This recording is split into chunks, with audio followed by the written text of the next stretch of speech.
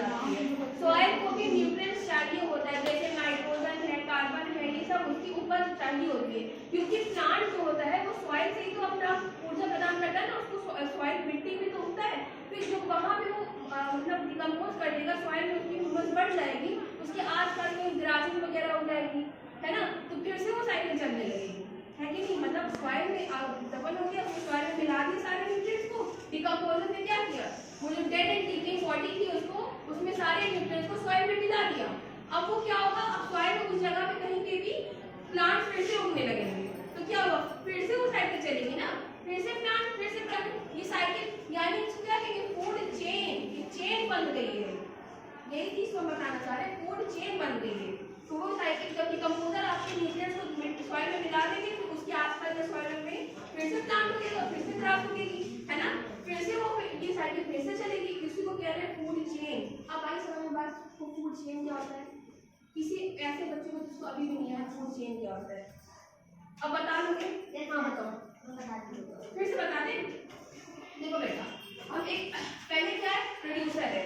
देखो मान लो प्लांट है, प्लांट को भी किसी डियर ने खाया, काऊ ने खाया, फिर उस काऊ को फॉक्स ने खा गया, भेड़िया खा गया, मतलब जो भी है, हाँ, फिर वो मतलब ये काऊ अगर खा रही ग्रास को तो क्या प्राइमरी कंज्यूमर है। फिर इसको जो है ये फॉक्स खा गया, इसको काऊ को फॉक्स खा गया, दिखा उसने खा गया, हमला कर दिया, खा गया, तो वो क्या है, सेकेंडरी कंज्यूमर। फिर उस फॉक्स को आउल ने देखा या हॉक ने देखा तो उसको मार के खा गया, है ना, ऐसा हुआ, मार के खा गया, तो वो क्या है, टर्शियरी कंज्यूमर में आया। अब ये इंसान, ये हॉक है, वो मर गया, डेड हो गई इसकी बॉडी, तो अब वो कहीं पे भी इधर उधर है, मतलब बड़ा हो गया, तो ऐसा तो नहीं कि वो हमेशा वैसे का वैसे ही रहेगा, तो उस समय बाद उसकी बॉडी डिकम्पोज हो जाएगी, मतलब कि गायब हो जाएगी।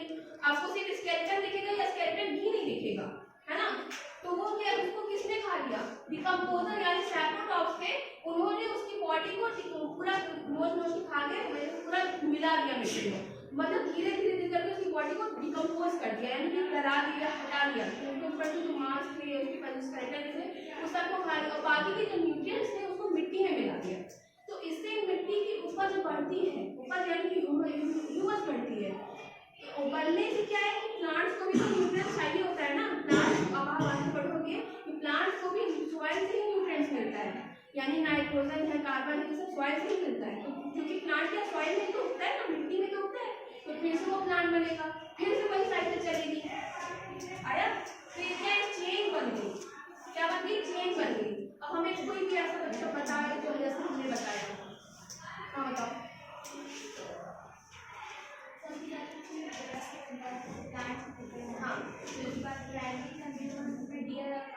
हाँ प्लांट खाते हैं, हाँ प्लांट खाते हैं, जो कि इसको खाते हैं,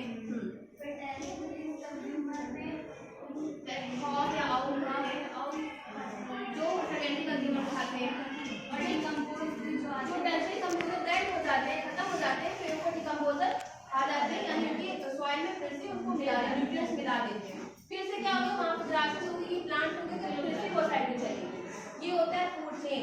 आया होगा समझ में? गुड, अच्छा बताया आपने।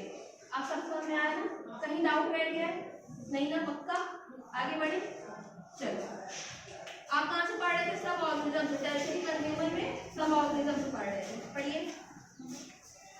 हाँ कोई भी पढ़ लो।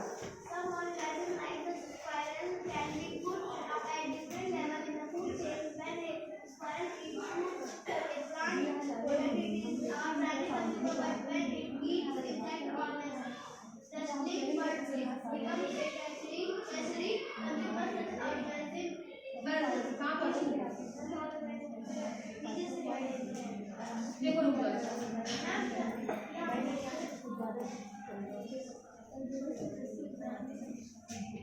कंज्यूमर तक पहुंची हो, ठीक है, रुक जाओ, बता दे रहे हैं, मीनिंग बता दे रहे हैं। ये लाइन ये कह रही है, some organism like a squirrel can be put at different level.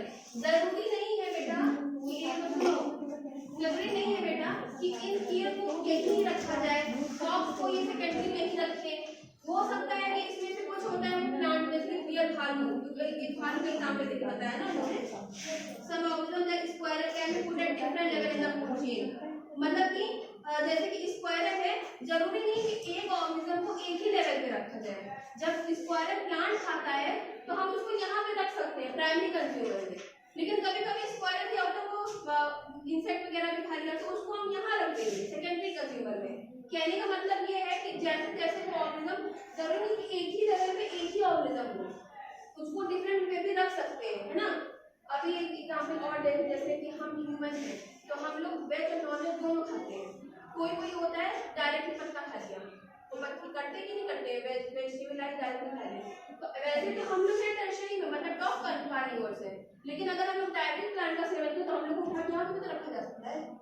ये एग्जांपल हम ये कहना चाह रहे हैं। वैसे स्क्वायरल है, वैसे तो पत्ता वगैरह प्लांट्स वगैरह खाता है तो उसको उठा के हम प्राइमरी में रखते हैं, लेकिन अगर मान लो वो इंसेक्ट वगैरह खा रहा है, यानी कि वो जानवर खा रहा है या इंसेक्ट खा रहा है, तो उसको हम उठा के सिलेक्ट में भी तो रख सकते हैं। ये वो लाइन कह रही है कि मतलब ऐसे एनिमल्स भी होते हैं जिनको प्राइमरी और सेकेंडरी कंज्यूमर में भी रखा जा सकता है, डिफरेंट लेवल पे भी रखा जा सकता है, ठीक है। और आगे पढ़, जैसे कि such organism which can act as both herbivores और कार्निवोर्स, यानी कि हम इंसान ओमनीवोरस है, हम लोग वेज भी खाते हैं नॉन वेज भी खाते हैं, तो हम लोग क्या है ओमनीवोरस कहलाएंगे। ऐसे ही जैसे स्क्वायरल्स वगैरह होते हैं वो भी उनमें भी ओमनीवोरस होते हैं, क्योंकि प्लांट भी खाते हैं और वो इंसेक्ट वगैरह भी खाते हैं, यानी कि हर्बीवोरस और कार्निवोरस दोनों हो सकते हैं। तो वही वो लाइन कह रही है। इतना लाइन का मतलब समझ में आया? किसी को इसमें डाउट था? क्या समझाया बताया? हम लोग डिफरेंट लेवल पे भी आ सकते हैं, जरूरी नहीं है कि हम एक ही लेवल पे ही रखे जाए। जैसे कि ह्यूमन है, हाँ जैसे ह्यूमन है, स्क्वायरल है, जब ह्यूमन प्लांट स्क्वायरल प्लांट खाएगा तो उसको प्राइमरी में उठा के रखेंगे, जब स्क्वायरल वेज मतलब नॉन वेज खाएगा या इंसेक्ट वगैरह खाएगा तो उसको हम सेकेंडरी में उठा के रखेंगे। आया? और पूछे किसी से, आप बताओ। अभी हमने जो लाइन बताई इसका मतलब क्या था?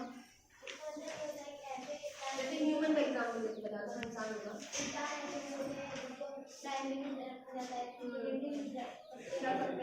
बेसिस ऑन वो क्या खाते हैं। जैसे अगर वो प्लांट खा रहे हैं तो उनको उठा के प्राइमरी में भी तो रख सकते हैं, अगर वो एनिमल मतलब नॉन वेज खा रहे हैं तो उनको उठा के नहीं रख सकते, नहीं रख सकते, डिफरेंट लेवल पे भी रख सकता है आपको। ये कहने का मतलब है। ठीक है, अच्छा है। डिकम्पोजर पढ़ो,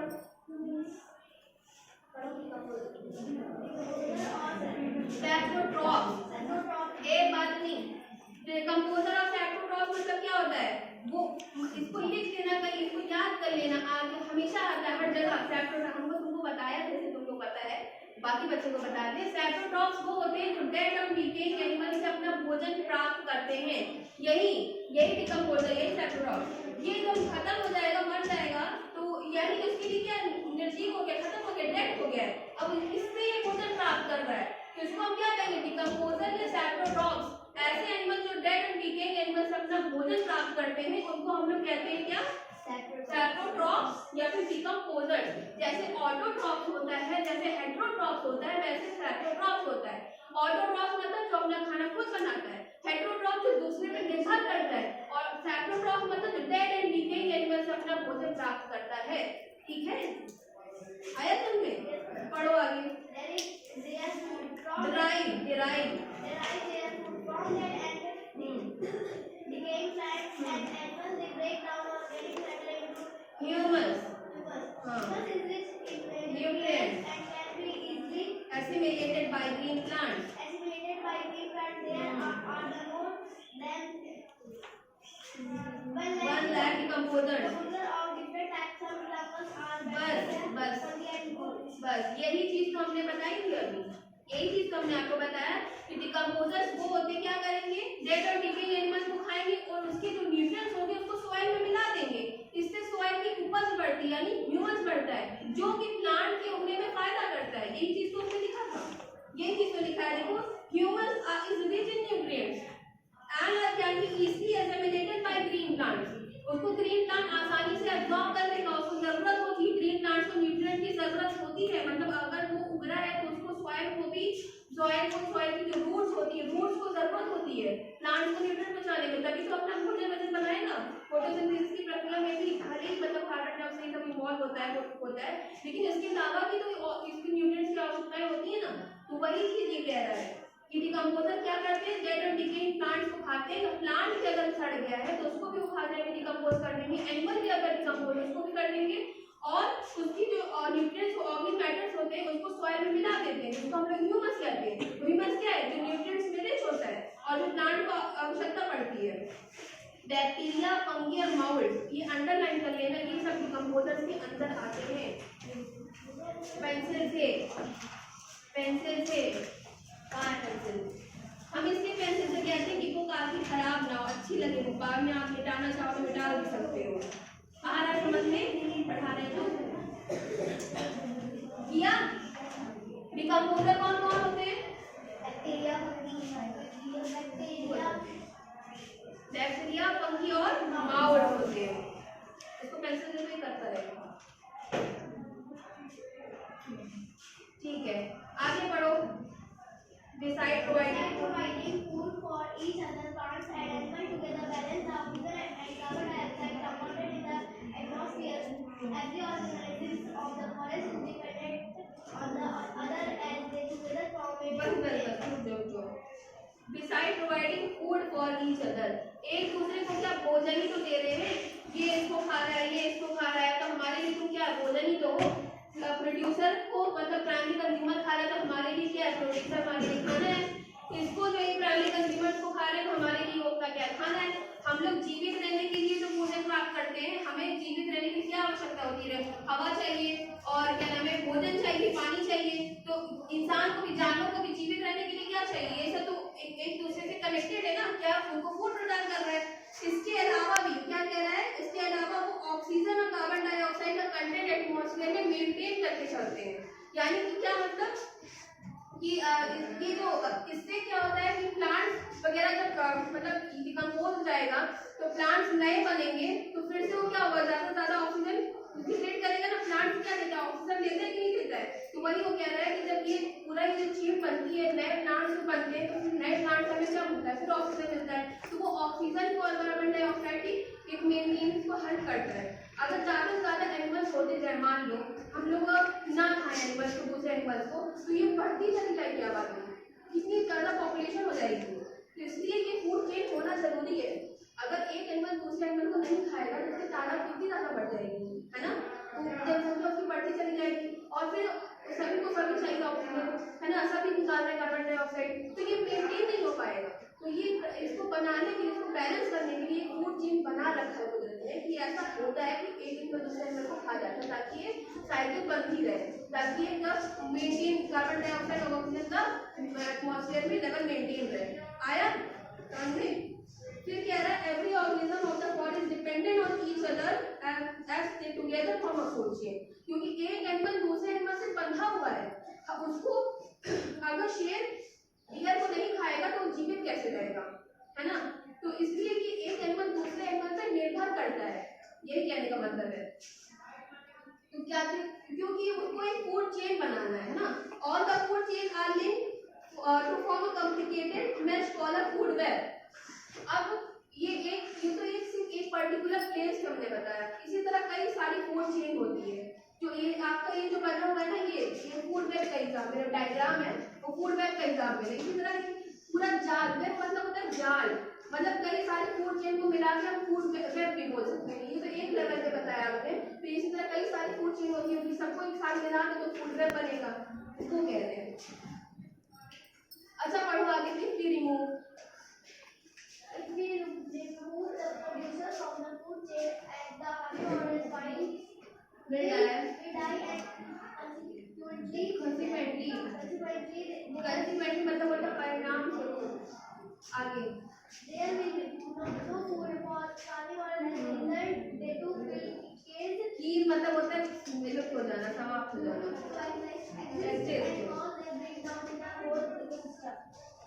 क्या मतलब, अगर हम एक लेवल निकाल दें, यही हम निकाल दें, प्रोड्यूसर को हम हटा दें फूड चेन में से, क्या ये सरवाइव कर सकते हैं?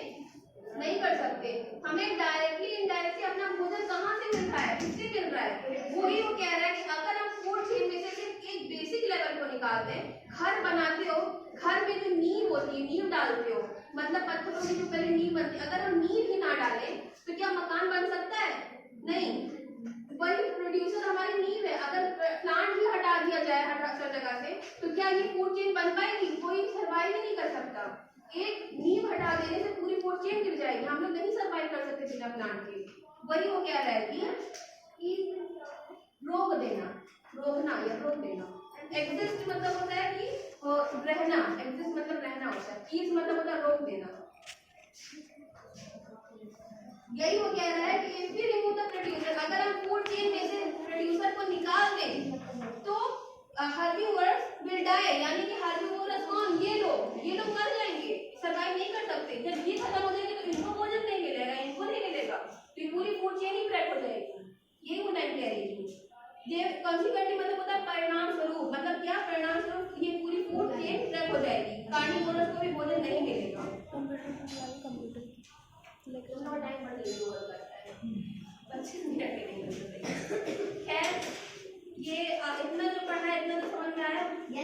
आगे आप खुद से पढ़ सकते हो कि नहीं? देखो बेटा हम नहीं रहे तो आपको पढ़ने का सही तरीका बताएं।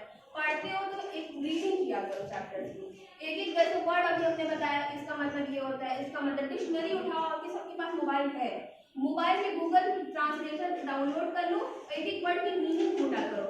आपकी इंग्लिश ऐसे नहीं इम्प्रूव होगी, आपकी इंग्लिश तभी इम्प्रूव होगी जब आप साइंस में और हर सब्जेक्ट में भी आप इंग्लिश में पढ़ते हो, एक वर्ड की मीनिंग ढूंढोगे तभी आपकी इंग्लिश इम्प्रूव हो पाएगी।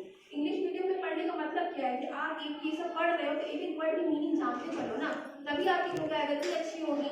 यही कहने का मतलब, पढ़ने का सही तरीका यही होता है। ठीक है, अब आप जाएंगे घर और इसको पढ़ेंगे खुद से नहीं, ये तो पढ़ लिया आपने, ये आगे का, हाँ ये आगे का भी, इसमें जो आपको वर्ड डिफिकल्ट लगेगा उसकी मीनिंग ढूंढना, उसको जानना, इससे आपकी वोकैबुलरी अच्छी होगी। यही ना? अब कल से तो मेरी ट्रेनिंग नहीं रहेगी ना, कल से तो नहीं आएंगे, तो इसीलिए हम आपको बता रहे थे कि आप लोगों को जितना पढ़ा है समझ में आया? थोड़ा ही समय मैंने पढ़ाया था, ज़्यादा टॉपिक नहीं पढ़ाया, उतना पढ़ाया समझ में आया? अच्छी लगी क्लास? अच्छी लगी, ठीक है। चलो फिर आज की मेरी ट्रेनिंग नहीं खत्म होती है, जाने से पहले आप लोग फोटो ले लीजिए, मुझे इंटरनेट फाइल में लगाना है।